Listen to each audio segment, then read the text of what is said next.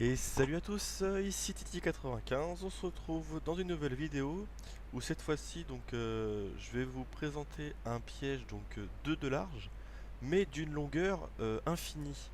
Peut-être sur le coup vous allez dire mais à quoi ça sert? Enfin, pour ma part je pense que ça peut être utile devant des châteaux ou quelque chose comme ça. Nous allons voir comment le construire. Donc bien sûr, je vous conseille d'aller voir mon précédent tuto sur un piège 2x5 qui va beaucoup vous servir pour faire celui-ci, car il y a vraiment très peu de différence au niveau du système. Voilà à quoi il ressemble. Donc là j'ai fait un 2x15 ou 2x16, je sais plus.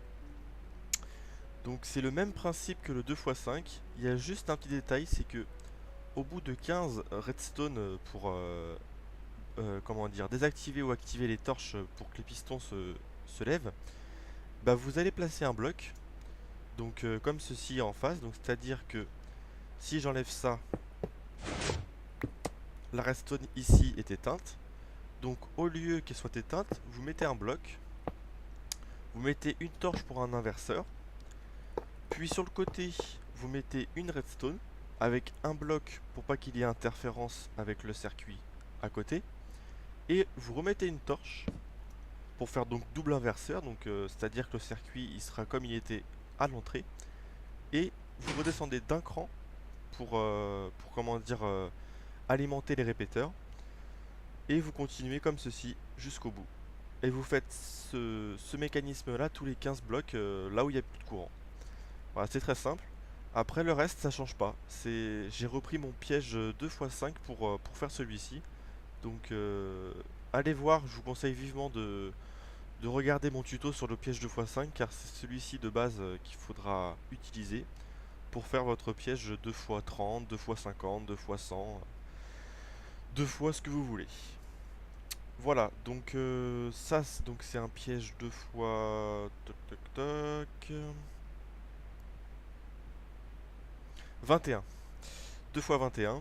Donc voilà, donc là c'est le levier pour ouvrir, le levier pour fermer. Voilà, donc le sol, c'est ce que j'ai représenté en bloc de lapis lazuli.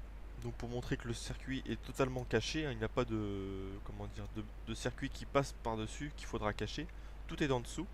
Et la largeur, vous voyez très bien que ça fait en tout ça fait 8. Donc voilà.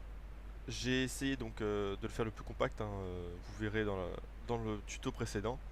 Je pense que plus compact que ça serait très difficile à faire, mais pourquoi pas, hein, je vous laisse faire, il n'y a pas de souci. Donc voilà, donc je vous montre juste ce que ça donne le piège 2 fois 100 que j'ai fait pour vous montrer ce que ça donne. Donc c'est celui-ci là-bas. Là. Donc bien sûr, en longueur il prend de la place, mais en largeur, voilà, c'est pas beaucoup. Et encore, j'ai même trouvé au niveau des torches plus petit ce que je vous ai montré. Avant, fallait faire autre chose et plus compliqué, mais voilà. Donc, voilà. Le pillage 2 fois 100. Donc peut-être pratique devant un château. Voilà, je sais pas. Après, c'est à vous de voir dans quelles circonstances faudra l'utiliser. Mais bon, j'ai été content d'avoir trouvé ça. Changer des pièges 2 fois 2 ou 2 fois 4, ça peut être utile. Voilà, voilà. Donc j'espère que cette vidéo vous a plu. Que je vous conseille vivement d'aller voir mon tuto 2x5, puis rajouter ce petit détail là pour continuer votre piège hein, jusqu'à la longueur que vous voulez. Voilà, donc un petit j'aime ça fait toujours plaisir, des commentaires si vous avez quelque chose à dire, et puis on se retrouve dans une prochaine vidéo sur ma chaîne YouTube. Je vous dis à plus et puis bah à bientôt.